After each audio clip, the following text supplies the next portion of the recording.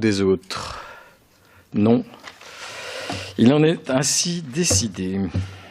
Nous accueillons à présent les représentants des 4 fédérations syndicales représentatives au sein de la police nationale, en commençant par Alternative Police et le syndicat des cadres de la sécurité intérieure affiliés à la CFDT. Donc Monsieur Rouget et Monsieur Riquevert, si je ne fais pas d'erreur de prononciation.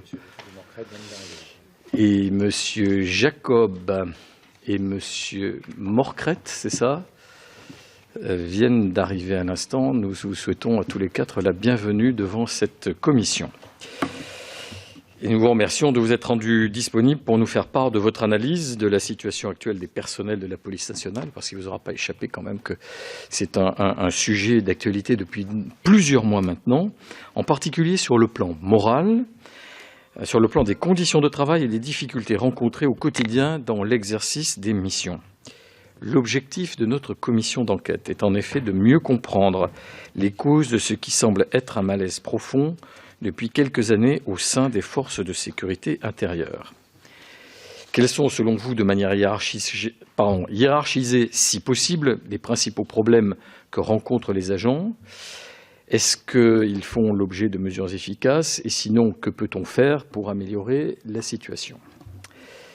Je veux vous signaler que cette audition est ouverte à la presse, qu'elle sera diffusée en direct sur le site internet du Sénat et qu'elle fera également l'objet d'un compte-rendu publié.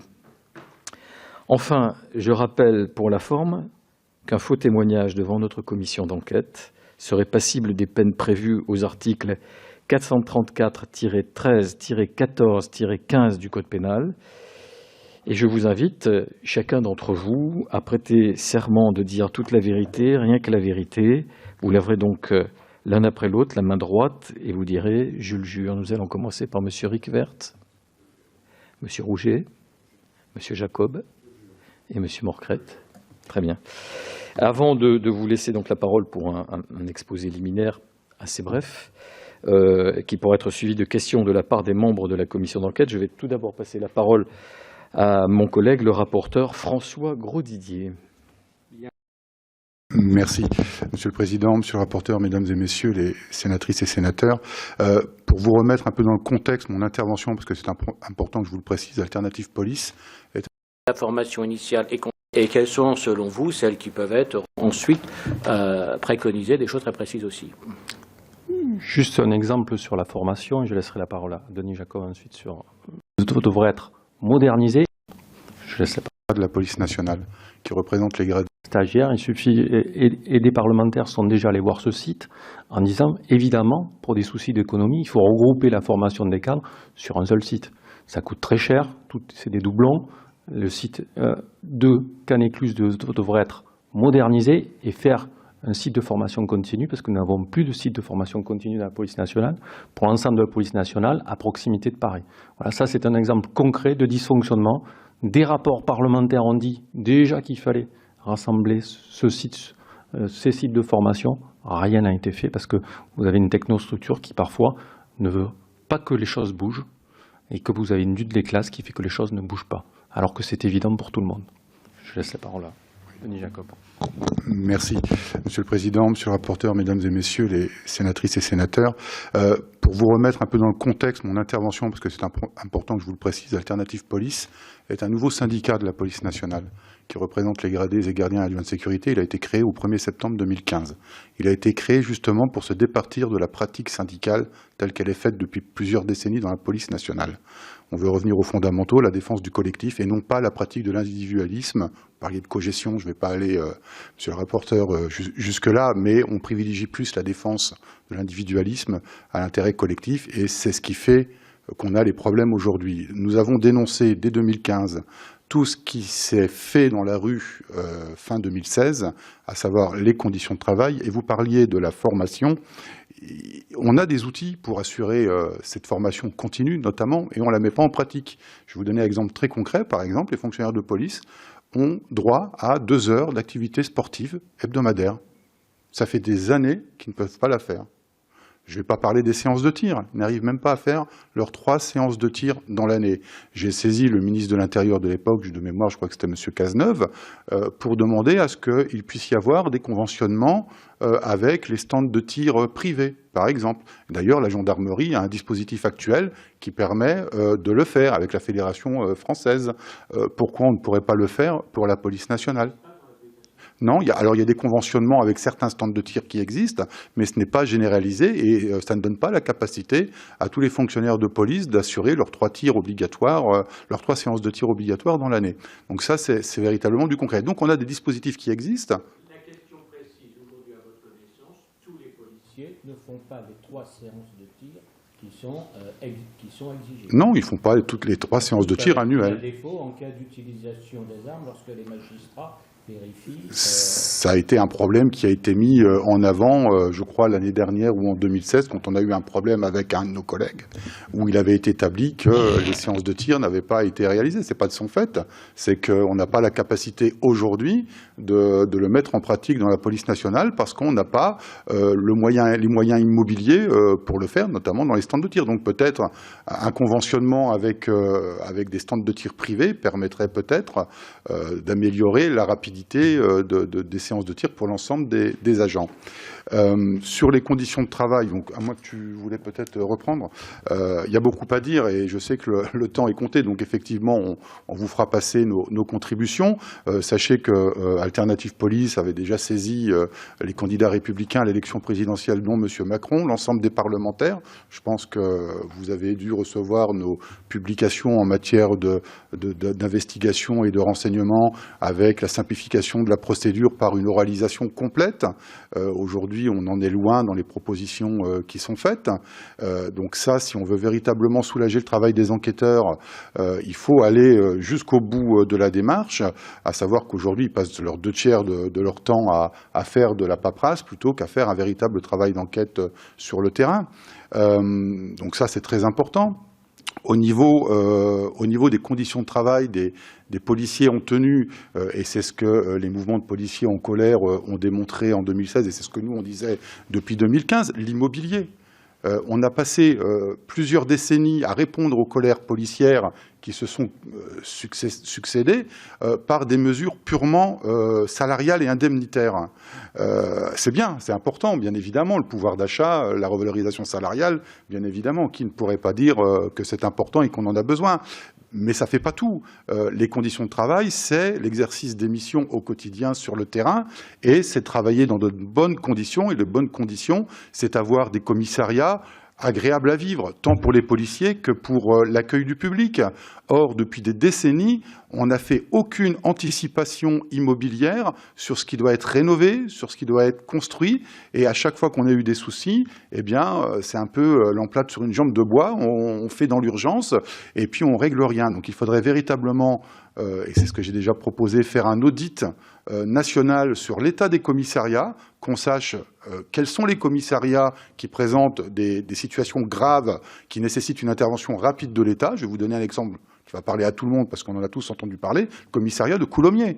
Enfin, c'est franchement inacceptable d'avoir un commissariat dans cet état. Et on ne fait pas de travaux. Alors, soit on nous dit on le ferme une bonne fois pour toutes, et puis on va reloger les agents dans un nouveau bâtiment, ou alors on le rénove. Mais il faut quand même prendre des décisions. Donc il faut véritablement un plan sur l'immobilier, pratiquer un audit, de cet audit de savoir ce que, bien évidemment, parce qu'on est quand même des citoyens comme tout le monde, on sait qu'il y a des contraintes économiques, budgétaires, donc on sait très bien que ça ne va pas être fait en 1 an, ni même en 3 ans. Ce que Monsieur le ministre de l'Intérieur a annoncé, c'est bien, mais c'est que sur 3 ans, et en 3 ans, on ne va pas rénover tous les commissariats de France et de Navarre.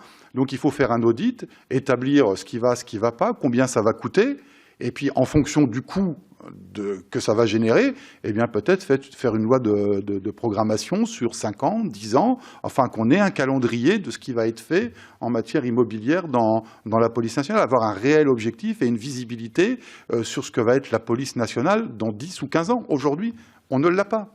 Donc ça vaut aussi pour le matériel. Alors il y a beaucoup d'efforts qui sont faits, il ne faut pas le nier, sur le remplacement des véhicules de service. Il y a un plan d'achat de 2000 véhicules qui est prévu. Mais quand on sait que beaucoup de véhicules de police sont à 200 ou 300... Ça représente quoi, justement, ce plan par rapport à l'ensemble du parc? Parce que l'état de vétusté du parc, on avait des chiffres, c'est... je ne sais plus. Voilà, donc, 2005. Donc il y a un peu plus de la moitié de l'effort. Oui, sauf que vous savez très bien qu'en règle de marché public, entre le moment où on a la commande, le moment où il y a la vétusté du véhicule et le moment où il va être remplacé et livré, il se passe un petit peu de temps, malheureusement. Mais ça, c'est la loi des marchés publics. Donc on a cette problématique-là. Comme sur les tablettes informatiques, là, on progresse. Oui, tout à fait. Enfin, sur les conditions de travail également, parce que Christophe l'a très bien exprimé, il y a une nécessité, enfin je pense que vous connaissez tous la CFDT, c'est une confédération qui est très réformiste, il faut réformer la police nationale, il ne faut pas avoir peur de réformer. Alors il faut le faire bien évidemment de manière réfléchie et posée et pas aller dans la précipitation.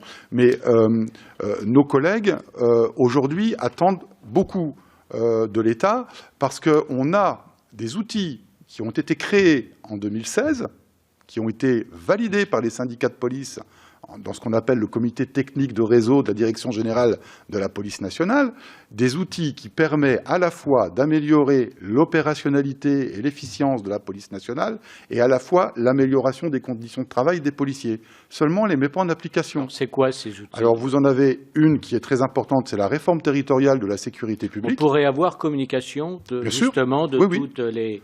de tous ces outils qui avaient définis en 2016. Oui, il n'y a pas de souci, je vous les transmettrai. On a eu l'adresse mail pour les communiquer, donc on les transmettra sans aucun problème. Mais cette réforme territoriale de la sécurité publique, elle est très simple. C'est un retour en arrière de ce qui fonctionnait bien dans la police nationale il y a une trentaine d'années, à savoir qu'on avait une police d'urgence qui était très conséquente en termes d'effectifs, qui était polyvalente sur tout un tas de missions et qui répondait en temps réel aux besoins de la population en matière de sécurité. Et au fil du temps, les alternances politiques, les volontés des directeurs de la police nationale successifs a fait qu'on a fait une stratification des services. Alors chacun crée sa petite unité, mais on prend les effectifs toujours au même endroit, dans la police d'urgence. Tant et si bien qu'aujourd'hui, donc c'est la police secours, c'est l'appel 17, tant et si bien qu'aujourd'hui, on a des unités qui étaient, il y a 25-30 ans, à 20-30 policiers. Aujourd'hui, ils sont 7. Donc ça ne peut pas tourner. Et par contre, vous avez tout autour toutes ces petites unités qui ne sont plus non plus en capacité de fonctionner puisqu'ils n'ont pas non plus assez d'effectifs. Donc alors, ils sont où les policiers? Parce qu'il n'y a pas moins d'effectifs. Non, il n'y a pas moins d'effectifs. Mais si vous voulez, quand vous avez une intervention à conduire, ce n'est pas un véhicule à 3 fonctionnaires ou 2 véhicules. Mais on est d'accord sur le sous-effectif en police secours. Mais s'il y avait les effectifs il y a 30 ans qu'il n'y a plus aujourd'hui, alors que le chiffre des policiers n'a pas baissé, où ils sont passés où les policiers? Je vais vous donner une explication. Oui, mais lesquels précisément? Une explication sur les polices secours. Effectivement, sur des grandes villes aujourd'hui, il n'est pas rare le week-end que vous ayez une police secours uniquement sur une ville de 400 000 habitants. Pourquoi? Parce que vous avez des charges indues. Par exemple, vous gardez des détenus dans les hôpitaux, parce qu'il y a des services qui ont été mis en place pour garder les détenus, mais les professeurs préfèrent avoir les détenus dans leur service parce que c'est plus compliqué d'aller dans le service qui est spécialisé. Et si vous avez 7 ou 8 détenus sur une ville comme Bordeaux, ça vous fait 24 heures sur 24 des collègues qui sont obligés de surveiller ces détenus. Mais la raison la plus importante, elle est aussi sur le judiciaire, pour répondre à votre question sur la procédure. Qu'est-ce qui s'est passé? Nous avions cette police secours qui était la future police du service au quotidien, de proximité au quotidienne, qui intervenait. La procédure pénale s'est considérablement alourdie. De facto, nous avons toute une partie de ces effectifs en tenue qui sont passés vers le judiciaire. On a eu ces services judiciaires qui ont absorbé tout un tas de gardiens de la paix, qui ne sont plus sur la voie publique. Parce que comment répondre à cet accroissement de la délinquance? Et avec cet accroissement de la procédure pénale, il faut aujourd'hui 10 procès-verbaux pour jurer une garde à vue. Donc aujourd'hui, vous avez un tiers des procès-verbaux qui ne sont pas lus par les magistrats. Vous avez tout un tas de procès-verbaux qui ne servent à rien. Donc nous avons créé une machine folle. Vous avez ces policiers qui font de la procédure pénale, mais qui ne peuvent plus être à la police secours. On ne peut pas être partout. Donc on a gonflé ces effectifs. Et si vous regardez dans un commissariat, c'est très simple. Vous prenez un commissariat type. Combien il y avait de fonctionnaires à la police secours? il y a 10 ans, il y a 20 ans, combien il y a de fonctionnaires aujourd'hui sur une sûreté départementale, ceux qui font du judiciaire. Et vous verrez, les flux sont par là. Donc vous ne pouvez pas avoir les deux, ces policiers qui font de la paperasse ou des policiers qui sont sur le terrain. C'est pour ça que nous insistons sur cet allègement. Si on ne parvient pas à alléger la procédure pénale, aujourd'hui on a les mêmes effectifs qu'en 2007. On est revenu juste alors que la situation s'est dégradée comme à cause du terrorisme, des flux migratoires et tout ça. Mais si jamais on n'allège pas cette procédure pénale, on ne pourra pas mettre plus de policiers sur le terrain. C'est se tromper. Donc pour reprendre, oui, ça fonctionne. Pour reprendre, effectivement, cette réforme territoriale de la sécurité publique consiste à supprimer toutes ces petites unités qui ont été créées autour de la police d'urgence, de les refusionner au sein de la police d'urgence, de faire une police polyvalente, beaucoup plus étoffée en effectifs, donc garantir une plus grande opérationnalité, mais aussi de permettre aux agents de pouvoir bénéficier de leur temps de repos. Et la deuxième réforme qui a été votée, enfin c'est une réforme horaire, c'est ce qu'on appelle le principe de la vacation forte. Vacation forte parce que le vendredi de chaque semaine, il y a un nombre d'effectifs plus important de présents, mais qui permet aux agents d'avoir un week-end sur 2 de repos au lieu d'en avoir 1 sur 6 actuellement. Donc, ce qui n'est quand même pas négligeable. Donc on gagne en opérationnalité, mais on gagne aussi, vous parliez des heures supplémentaires, on parle aussi en gain de repos et de faciliter aux agents la prise de leurs heures supplémentaires. Sur les heures supplémentaires, nous avons fait des propositions, parce que vous le savez, on est à un peu plus de 20 millions d'heures supplémentaires en stock. Le directeur général a récemment annoncé qu'il allait ouvrir des négociations en la matière. Nous, on en a déjà fait dans le cadre des discussions sur le temps de travail dans la police nationale, notamment par la création d'un compte épargne retraite qui permettrait d'épargner ces heures supplémentaires pour les transformer en trimestre d'annuité de retraite, parce que les agents rentrent de plus en plus tard. Donc, à un moment donné, ils vont arriver à un âge où, je pense, que physiquement, ils ne seront plus en capacité d'être en police secours. Quand on a 55 ans ou 57 ans, on n'a plus les mêmes capacités physiques qu'à 20 ans. Donc on a proposé ça. On a proposé également le paiement d'une partie, bien évidemment, et ensuite, mais ça c'est un décret interministériel, donc il faut jouer au niveau au moins de la fonction publique, c'est le déplafonnement du compte épargne temps. Donc ça, ce sont des propositions qui sont claires et précises. Et ça fait Oui, on est à un peu plus de 20 millions d'heures supplémentaires. On est dans le stock, hein, c'est-à-dire que ce qu'on cumule depuis des années et qui ont été sanctuarisés dans les différents protocoles qui ont été signés entre le ministère de l'Intérieur et les syndicats de police entre 2001 et 2014. De mémoire. Hein. On a eu un protocole en 2001, on en a eu un en 2004, on a eu un 2008, 2010 et 2014. Donc ces heures-là ont été sanctuarisées au fur et à mesure. Bon, voilà, on les met de côté, on en parlera plus tard. Sauf que là, ça commence à faire beaucoup et il faut qu'on trouve des solutions pour sortir de cela. Oui. Juste un instant, on va peut-être laisser la parole aux collègues qui auraient éventuellement des questions à vous poser. Si tel est le cas, Monsieur Leroy. Sénateur des Alpes-Maritimes, Monsieur Casabonne ensuite. Madame Assassi. Est-ce que vous pourriez ouvrir votre micro, cher collègue?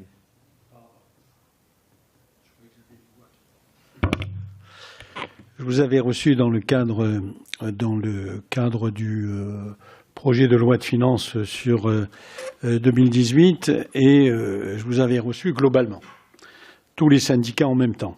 Ce qui m'avait plu parce qu'il y avait une cohésion. Là, on les reçoit séparés, ça me plaît moins. Parce que tout ce que vous m'aviez dit, rappelez-vous, vous avez dit c'est grave et important tout ce que vous dites. J'en reconnais au moins 2 ici. Peut-être que vous étiez tous les 4, mais vous étiez une trentaine. Et je vous avais dit que c'était la première fois que je recevais des syndicats. Mais je vous avais dit aussi que, franchement, c'est plus que grave tout ce que vous me dites. Et je me ferai votre porte-parole. Alors, je voulais dire aujourd'hui, Monsieur le Président, Monsieur le rapporteur, que le Sénat vous a entendu. Car nous avons créé une commission d'enquête sur l'état des forces de sécurité. Alors, vous avez abordé, vous savez que c'est vraiment... la police va très mal. Les forces de sécurité vont très mal. La gendarmerie ne va pas si bien que ça, contrairement à ce que vous dites. Mais elle va moins mal que vous. Alors vous avez abordé ce que je dirais ma deuxième satisfaction, parce que vous avez abordé le matériel, les réseaux, les voitures, les outils, l'immobilier, les problèmes structurels, le râteau organisationnel et obsolète, le problème de cohésion, qui, je vous le rappelle tout simplement, juste pour faire un clin d'œil, c'est la principale force des armées, la cohésion. Et puis, vous avez cité 7 fois la gendarmerie. Je vous rappelle que la gendarmerie est un corps d'élite issu de François Ier, bonifié par Napoléon Ier, et effectivement, ils ont un principe, une mission, des forces, un objectif, un chef. Et donc, en réalité, dans tout votre exposé, vous vous revendiquez, c'est formidable pour des syndicats, d'une organisation militaire.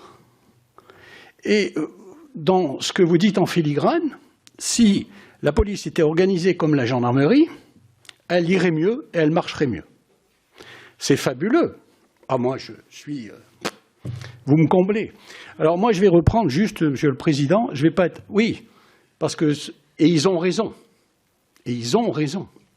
Ils ont vraiment raison. Ils seraient d'ailleurs plus heureux puisqu'ils disent eux-mêmes que la gendarmerie va bien. Ce qui n'est pas vraiment le cas, hein. Oui. Non.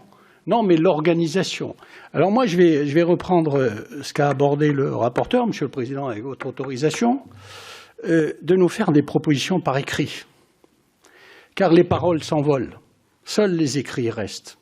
Alors vous avez abordé pêle-mêle, vous avez mis le point sur, vous le savez, il y a plusieurs bouquins qui ont été écrits, et c'est vrai que vous avez raison de voir la police vivre dans les conditions dans lesquelles ils vivent, matérielles, immobilier, c'est inadmissible, intolérable dans une république comme la France.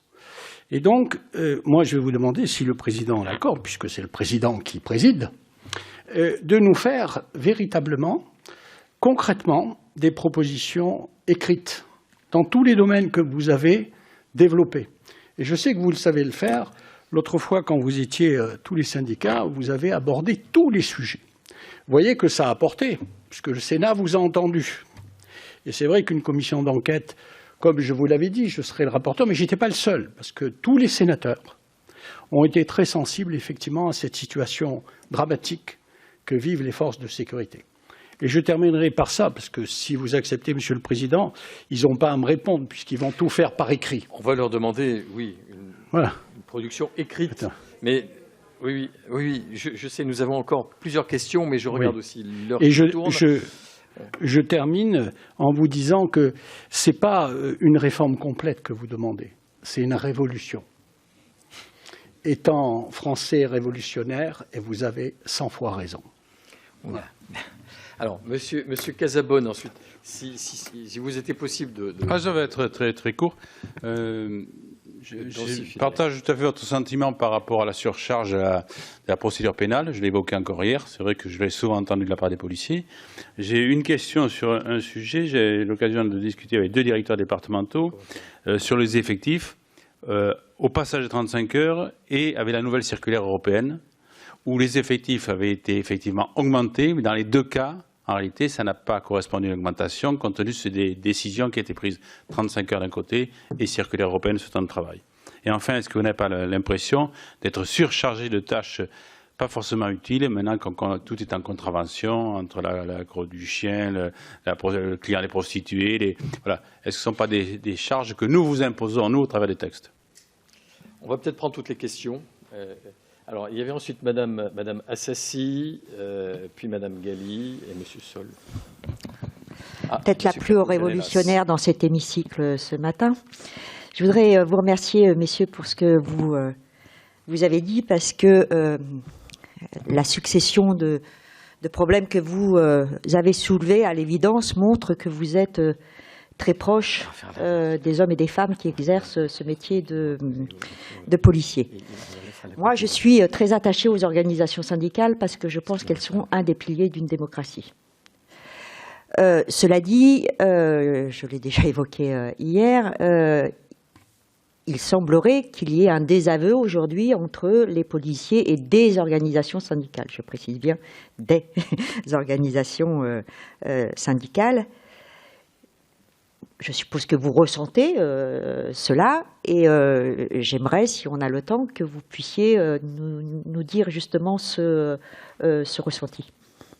Merci. Madame Galli ensuite, puis Monsieur Capo-Canelas et Monsieur Oui. Sol. Il est rare d'entendre parler des organisations syndicales de réformer en général quoi que ce soit. Vous le faites et je crois que c'est bien parce que vous arrivez au bout, comme on le disait déjà, c'est-à-dire qu'on arrive au bout du bout de l'essoufflement aujourd'hui de la police nationale et même dans son propre intérêt. Moi j'ai juste une question. Tout à l'heure vous avez parlé d'entraînement dans les stands de tir en disant qu'il y a des policiers qui ne s'entraînaient pas, en tout cas qui n'avaient pas les 3 entraînements annuels. Est-ce que vous avez des chiffres, c'est-à-dire parce que c'est quoi la proportion de policiers qui ne s'entraînent pas par rapport à ceux qui sont entraînés au moins dans les 40 font 3, 2, 1, enfin qu'on ait au moins là aussi un niveau pour qu'on puisse savoir si c'est grave ou pas, parce qu'en fonction, si c'est 10% c'est une chose, si c'est 50 c'est une autre, si c'est 80 c'est encore plus dramatique. Monsieur Sol, puis ensuite Monsieur Capo-Canelas. Oui, vous dénoncez un fossé à 2 niveaux entre le commandement et l'opérationnel d'une part. D'autre part, vous dénoncez aussi, en tout cas vous revendiquez donc un allègement des tâches administratives. Que proposez-vous? Y a-t-il eu quelques expériences ici et là dont on pourrait s'inspirer et peut-être en généraliser l'application si l'évaluation en était positive? Monsieur Capo-Canelas. Oui, merci, Monsieur le Président. Dans tout ce que vous avez dit, j'ai retenu beaucoup de points de difficultés, beaucoup d'inquiétudes, beaucoup de critiques. Il y a un point positif qui est, semble-t-il, avez-vous dit, la mise en place potentielle de la police de sécurité du quotidien. Alors, est-ce que vous pouvez nous dire en quoi vous pensez qu'éventuellement, et à quelles conditions d'ailleurs, la police de sécurité du quotidien pourrait être un élément de réforme positive qui aiderait à améliorer à la fois l'efficacité de la police puis la condition des policiers? 10 minutes pour répondre à ces 4 questions, messieurs. Je vous laisse le soin de vous partager la tâche. Il va falloir être très fort. Et vous êtes très fort. Vous êtes la police. Monsieur le sénateur, je savais que vous serez sensible au fait que nous citions la gendarmerie. J'ai vu Monsieur Lizuret à plusieurs reprises. Vous voyez, en tant que syndicaliste, il faut savoir regarder ailleurs et voir ce qui fonctionne, même si tout n'est pas parfait dans la gendarmerie nationale. Mais un exemple pour l'avenir. Aujourd'hui, nous parlons à chaque fois, tous les ministres successifs, de redéploiement pour les effectifs. D'abord, si nous n'avions, et c'est notre position qui, je le sais, ne fait pas l'unanimité encore, le souhait d'une seule force de sécurité pour l'avenir, concernant les redéploiements. À chaque fois, on nous dit qu'il faut redéployer les effectifs des commissariats. Ça ne marche pas, c'est une recette du passé. Aujourd'hui, dans tous les services de renseignement, les GIR, vous avez des services mixtes où il y a des policiers et des gendarmes. Qu'est-ce que veut le citoyen? Avoir un policier ou un gendarme qui vienne lui porter assistance, secours, prendre sa plainte. Je vais prendre un exemple, c'est Libourne. Libourne qui a été confié aux gendarmes il y a quelques années. On nous a dit, vous savez, c'est un bassin de délinquance agricole, donc ça doit passer à la gendarmerie, ce n'est pas pour les policiers, donc on ferme le commissariat. Voilà ce qui nous avait été dit à l'époque, en termes très simples. Soit, on a fermé le commissariat, les locaux sont toujours aussi mauvais pour nos amis gendarmes qui occupent les lieux, on n'a pas construit encore de caserne. Donc vous aviez un commissariat qui était ouvert 24 heures sur 24, on a une gendarmerie qui n'est pas ouverte 24 heures sur 24 parce que le fonctionnement est différent, des gendarmes qui ne sont pas logés, mais ça a un coût pour l'État parce qu'il faut loger ces gendarmes, construire une caserne, les policiers payent leur logement, la délinquance a augmenté. 1 an plus tard, on a classé Libourne en zone prioritaire, en ZSP. On n'a pas compris. Nos collègues du 93 n'ont pas compris. Nos collègues qui sont à Marseille, qui sont dans nos communes, n'ont pas compris que Libourne soit une zone prioritaire, une ZSP. Vous voyez, donc là, on a quelque chose. Et nous, on propose à l'avenir de créer, pourquoi pas, un service mixte. Peut-être un policier va répondre à la radio et ça sera une patrouille de gendarmerie qui interviendra, ou le contraire. Mais on n'aura pas les frais des primes liées à la fermeture du service, on n'aura pas la construction d'une caserne, on n'aura pas tous ces frais et personne, aujourd'hui, personne, ni la Cour des comptes, ni personne, n'est capable de dire est-ce que le redéploiement a été efficace pour le service public. Personne n'a fait cette étude-là. Voilà un exemple pour construire mieux l'avenir. Monsieur Ricvert. Je me permettrai de répondre, Madame la sénatrice, à votre question sur le syndicalisme et sa perception parmi les fonctionnaires de tout grade et de tout corps. Le syndicalisme, il a été créé au début du XXe siècle dans la police pour défendre les intérêts collectifs des fonctionnaires de police. Et progressivement, sur le temps, depuis les années 80-90, il s'est transformé en outil de lobbying individuel dans le cadre des CAP, mutation et avancement. Aujourd'hui, tous les policiers dénoncent le syndicalisme et il faut qu'on fasse notre autocritique parce qu'on est perçu comme un peu une antichambre de l'administration avec une certaine complicité avec l'administration pour les avancements et les mutations. Mais les policiers savent très bien qu'ils ne peuvent pas s'en passer pour pouvoir bénéficier justement d'une mutation et d'un avancement. Donc ils adhèrent tout en le dénonçant. Voilà en gros le vrai problème du syndicalisme aujourd'hui. Et on est demandeurs, nous tous ici autour de tous les quatre, à avoir une certaine évolution, à avoir davantage d'objectivité dans la gestion des carrières. Les policiers le veulent, nous syndicats nous le voulons aussi. Et je pense que ça redorerait le blason du syndicalisme et ça permettrait aussi d'avoir de redonner le sens au syndicalisme. Parce que dans l'absolu, il a une vraie utilité. Ce qu'on fait aujourd'hui, vous parlez avec franchise, un policier n'a normalement pas le droit de le faire. Certains vont le faire certainement en fin d'après-midi dans le cadre associatif, mais ils sont contre le respect des règles qui leur incombent. Donc nous, on demande juste à ce qu'il y ait de l'équité, de la justice, de l'objectivité dans les relations entre administration et syndicats. Monsieur Jacob. On ne s'est pas du tout concerté, mais j'apprécie particulièrement que Guillaume ait répondu à ma place, parce que c'est un commissaire de police, et c'est important aussi de l'entendre de la bouche d'un commissaire de police. Effectivement, le syndicalisme a été dévoyé depuis des années. Nous ne sommes pas là pour faire du clientélisme ou du favoritisme. Il y a des textes, on doit les respecter, et un syndicat est dans des instances paritaires pour être sûr que l'administration respecte bien la conformité des textes et non pas pour les contourner à l'avantage de ses petits adhérents. C'est notamment pour ça qu'Alternative Police a été créée. Donc je le reprécise parce que c'est très important pour nous et on y tient. Donc je ne vais pas rentrer dans la polémique du syndicalisme, mais c'est vrai qu'il y a une défiance de la part des collectifs de collègues qui se sont mobilisés dans la rue contre ce syndicalisme-là parce que, eh bien, à juste titre, ils ont le sentiment qu'une minorité bénéficie davantage au détriment de la majorité. C'est aussi ça qu'ils ont dénoncé dans la rue, mais pas que. Il y a la reconnaissance du policier, il y a un véritable problème autour de cette reconnaissance. Et là aussi, on aurait beaucoup à réformer en la matière par un management participatif des agents. Le management participatif, c'est que quand on a des objectifs à atteindre, donc les agents doivent les atteindre. Mais encore faut-il prendre la réalité du terrain pour les atteindre. Et la réalité du terrain, c'est les gradés et gardiens qui peuvent la donner. C'est pas les directeurs ou le ministre. Et aujourd'hui, on est toujours dans le vieux credo français, j'ordonne, tu exécutes. Ça, c'est révolu. Il faut changer un nouveau type de gestion de l'administration policière par du management participatif. Et je voudrais juste conclure, parce que je voudrais répondre à monsieur le rapporteur sur la problématique de la justice, sur le rapport avec la police, parce que je pense que c'est aussi important, très succinctement. Il y a très très longtemps des stages pratiques qui a été mis en place pendant la scolarité des magistrats qui faisaient des stages en police et inversement des policiers qui faisaient des stages en magistrature. Je pense qu'en scolarité, en formation initiale, il ne serait pas inopportun de pouvoir permettre aux magistrats de venir travailler peut-être 15 jours, 3 semaines, dans le cadre d'un stage pratique, en commissariat. Je dis en commissariat parce qu'en général, les stages, on les fait en état-major ou tout en haut. C'est pas ça qu'il faut que les magistrats voient. C'est qu'il faut qu'ils voient dans quelles conditions travaillent les policiers et les difficultés qu'ils rencontrent. Et inversement, parce que c'est pas un sens unique, les policiers doivent aussi connaître les difficultés de la magistrature dans l'exercice de leur travail au quotidien. Il y avait une question de... Oui, alors malheureusement sur les stands de tir, ce sont des problèmes qui nous sont remontés, des statistiques. Non, je peux pas, j'en ai pas, j'ai pas de chiffres, je peux pas vous dire, il y a 10%, 20%, on l'a pas quantifié.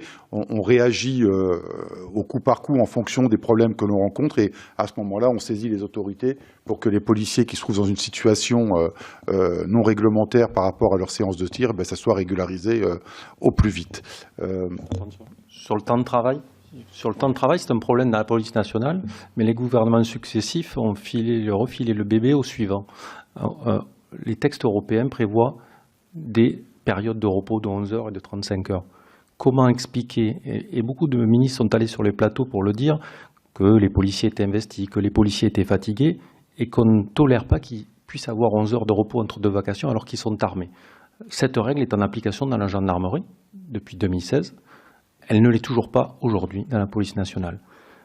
Il faut la mettre en œuvre parce que les hommes et les femmes de ce service, de ce ministère doivent se reposer. Mais il y a aussi des solutions.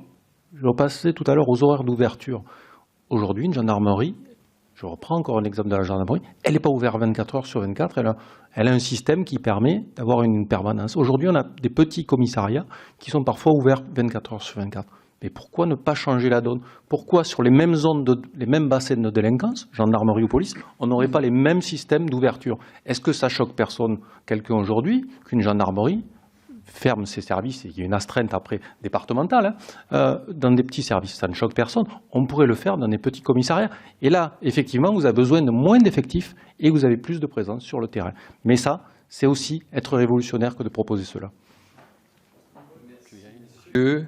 Oui.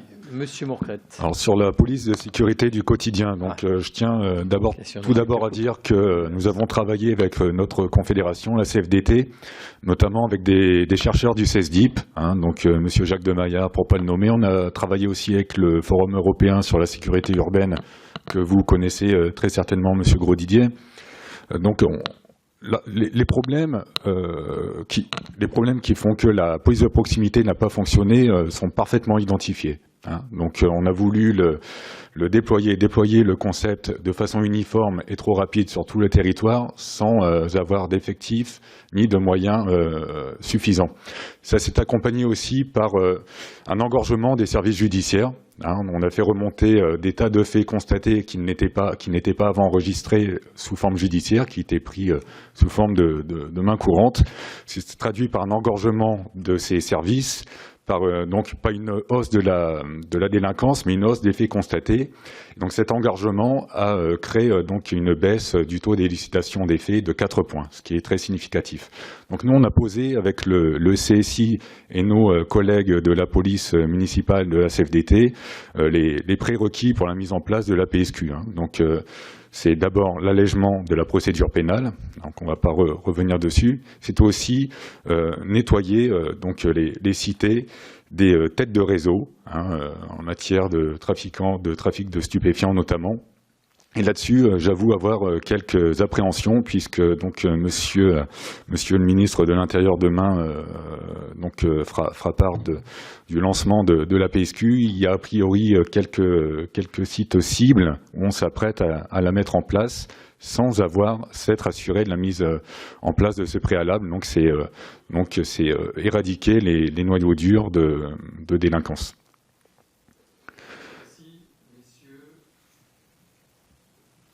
Petite question très vite alors. Simplement dans le cadre de la réforme en profondeur dont vous parliez, vous avez évoqué la création éventuelle donc d'une académie de police qui réunirait les 3 corps. Cela me paraît effectivement pertinent, mais en dehors du fait de faire évoluer les mentalités, avec quelle mesure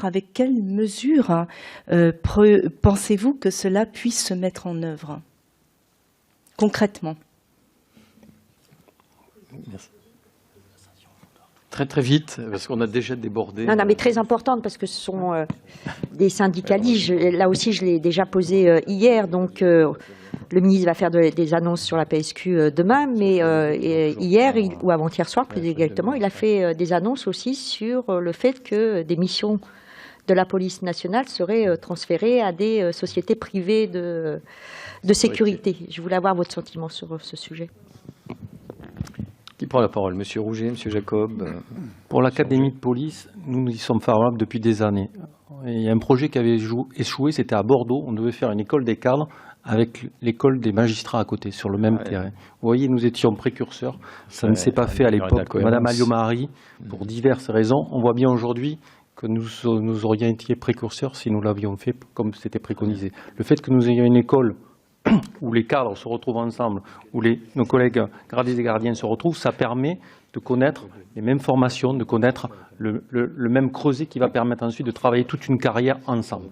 Et ça, c'est nécessaire, parce que dans les services, nous sommes une grande famille, on a besoin de se serrer les coudes, on a besoin que les officiers, les commissaires soient proches des hommes de terrain, proches de ce management participatif, et l'Académie de police, bien entendu, en fait partie. Et c'est pour cette raison que la gendarmerie nationale a un avantage sur ça, c'est cet ascenseur social. Si vous avez aujourd'hui, vous avez peut-être 1 ou 2 gardiens de la paix qui arrivent à être commissaires de police, comment cela se fait-il?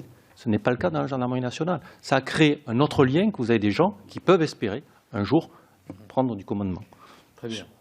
La question posée par Madame Assassi, très rapidement. Oui, très rapidement. Il a effectivement fait des annonces, mais ça ne concerne pas que la police, enfin que la sécurité privée. Je pense qu'on est dans le débat de la coproduction de sécurité, qui est un débat qui remonte à une décennie maintenant, où effectivement il faut déterminer quelle mission relève de l'État, quelle mission ne relève plus de l'État, et qui doit les assurer. On parlait de tâches indues, le transfèrement de détenus hospitalisés, peut-être que ça doit continuer à être transféré à la pénitentiaire. Est-ce qu'un policier qui a une formation de 12 mois doit, en sortie d'école, rester 1 an, 2 ans, 3 ans à garder une porte cochère d'un bâtiment administratif dont la sensibilité en matière de sécurité n'est pas forcément du plus haut niveau. Donc ça ne nous pose pas un problème qu'il y ait une participation de la sécurité privée dans les missions entre guillemets de police, à condition que ce soit des missions clairement définies et qu'elles ne relèvent pas a priori de la responsabilité directe de l'État. Pour la PSQ, je suis vraiment obligé d'en parler parce que c'est très important. La police de sécurité du quotidien ne sera pas efficace si la police toute seule l'a fait. La police ne réglera rien seule. Dans les quartiers difficiles, il faut à la fois y conduire une véritable politique sociale et une véritable politique de la ville. Si on ne fait pas une transversalité sur ces thématiques-là, la police de sécurité du quotidien ne réglera rien. Merci. La police de proximité, tout à fait. Messieurs, merci beaucoup. Donc, vous savez qu'il vous reste un travail écrit à faire et à nous transmettre.